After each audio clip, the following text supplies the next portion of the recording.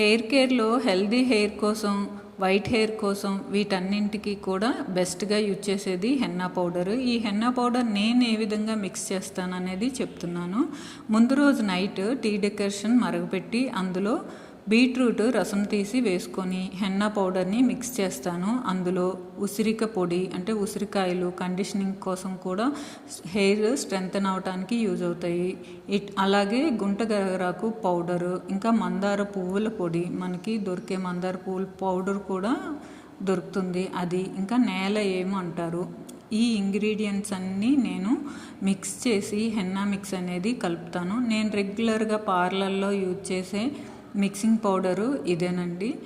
ఈ పౌడరు నీట్గా మిక్స్ చేసి ఒక నైట్ అంతా పక్కన ఉంచేసి మార్నింగ్ మనకి మంచిగా చాలా బాగా స్ట్రెయిన్ అనేది వస్తుందన్నమాట. చూడండి, నేను ఇక్కడ చేతిలో జస్ట్ టచ్ చేశానో లేదో ఆ స్ట్రెయిన్స్ అనేవి ఎంత నీట్గా వెంటనే కడిగేసుకుంటున్నాను. అంత బాగా స్ట్రెయిన్స్ అనేవి వస్తాయి.